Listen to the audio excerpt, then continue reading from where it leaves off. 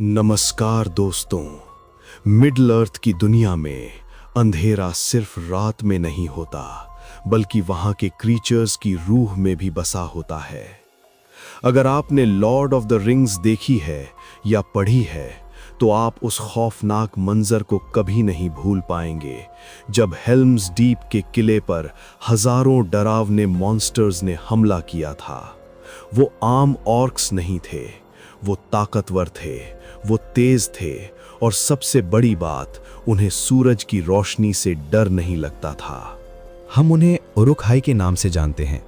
Movies देखकर हम सब यही मानते हैं कि इनका जन्म सारुमान द वाइट ने इज़नगार्ड की गहराइयों में किया था।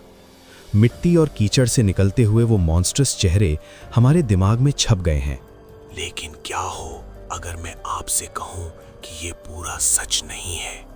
क्या हो अगर मैं कहूं कि उरुक-hai का असली क्रिएटर सारुमन नहीं, बल्कि कोई और था जो उससे भी ज्यादा ताकतवर और पुराना है? आज की रात हम मिडिल अर्थ के सबसे गहरे राज से पर्दा उठाएंगे। स्वागत है आपका रात की कहानियां में।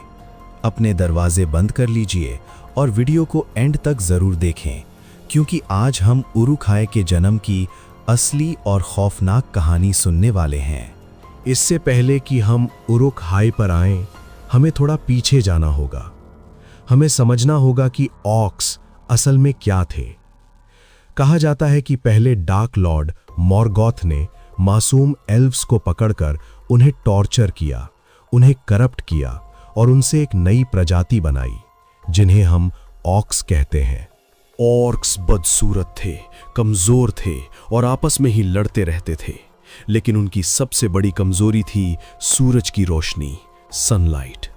जैसे ही सूरज निकलता, ऑर्क्स कमजोर पड़ जाते, उनके पैर लड़खड़ाने लगते। एक डार्क लॉर्ड के लिए जो पूरी दुनिया पर राज करना चाहता हो, एक ऐसी आर्मी का होना जो दिन के उजाले में लड़ न सके, एक बहुत बड़ी प्रॉब्लम थी।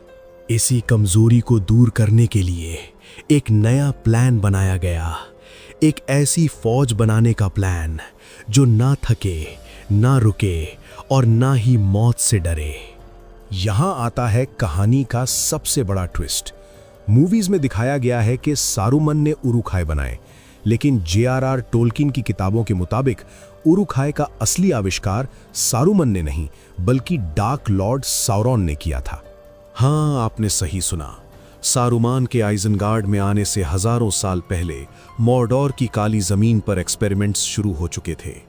थर्ड एज के साल 2475 में, जब सारुमान अभी अच्छाई के रास्ते पर ही था, तब साउरॉन ने अपनी नई ब्रीड को दुनिया के सामने खड़ा किया। इन्हें कहा गया ब्लैक उरुक्स ऑफ मॉर्डोर। ये आम ऑर्क से साइज में बड़े थे, उनका रंग गहरा काला था और उनकी ताकत इंसानों और एल्व्स के बराबर थी। साउरॉन ने इन्हें खास तौर पर इसलिए डिजाइन किया था ताकि वो गोंडोर के सिपाहियों को टक्कर दे सकें। जब उरुक्स ने पहली बार ओसगिलियत शहर पर हमला किया, तो वहां तबाही मच गई।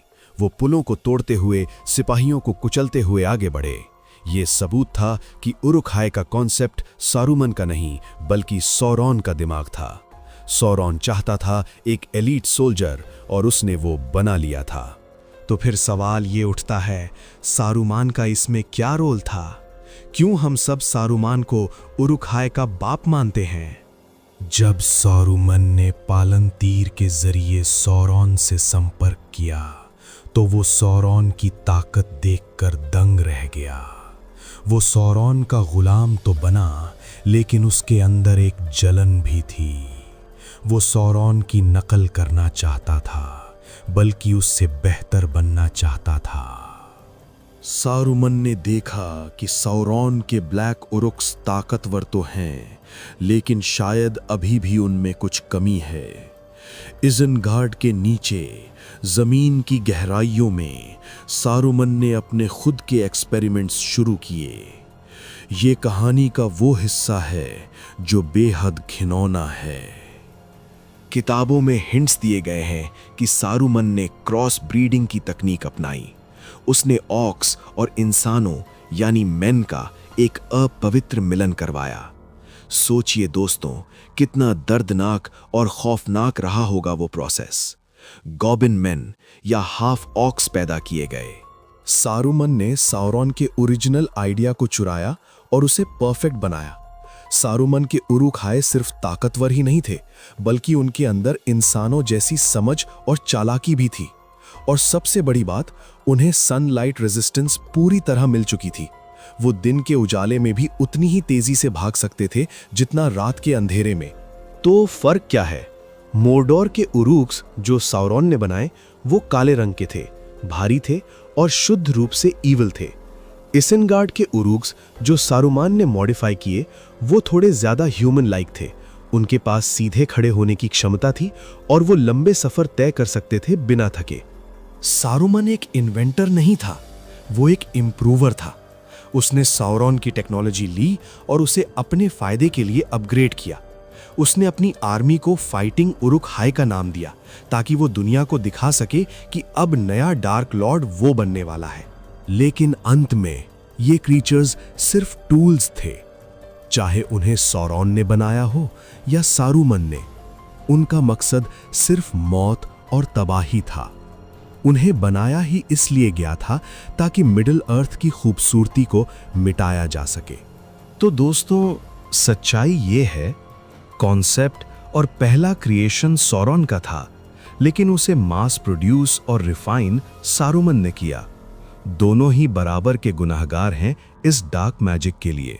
अब आप मुझे कमेंट करके बताएं, आपको किस वर्जन के उरुक-हाई ज्यादा खौफनाक लगते हैं? साउरॉन के मॉर्डोर उरुक्स जो असली अंधेरा थे, या सारूमान के इज़ेनगार्ड उरुक्स जो इंसान और जानवर का एक गंदा मिश्रण थे? अपने जवाब कमेंट्स में जरूर लिखें। मिडिल अर्थ में और भी ऐसे कई राज छुपे हैं जो फिल्मों में नहीं दिखाए गए। मॉर्गोथ के ड्रैगन्स, स्पाइडर्स की असलियत और साउरॉन का असली चेहरा। अगर आप चाहते हैं कि हम इन टॉपिक्स पर भी वीडियो बनाएं तो नीचे कमेंट करें लॉर्ड ऑफ द रिंग्स। अगर आज की ये गहरी और डार्क लोर वाली वीडियो आपको पसंद आई हो तो वीडियो को लाइक जरूर करें। ये हमें मोटिवेट करता है आपके लिए और बेहतर कंटेंट लाने के लिए। अपने दोस्तों के साथ शेयर करें जो LOTR के फैंस हैं। और हाँ, अगर अभी तक सब्सक्राइब नहीं किया है तो गलती कर रहे हैं आप। ऐसी ही खौफनाक और रहस्यमयी कहानियों के लिए रात की कहानियां मून को अभी सब्सक्राइब करें और बेल आइकन दबाएं। हम मिलेंगे आपसे अगली वीडियो में एक नई कहानी और एक नए डर के साथ। तब तक के लिए सावधान रहें और अंधेरे से बचकर रहें। शुभ रात्रि।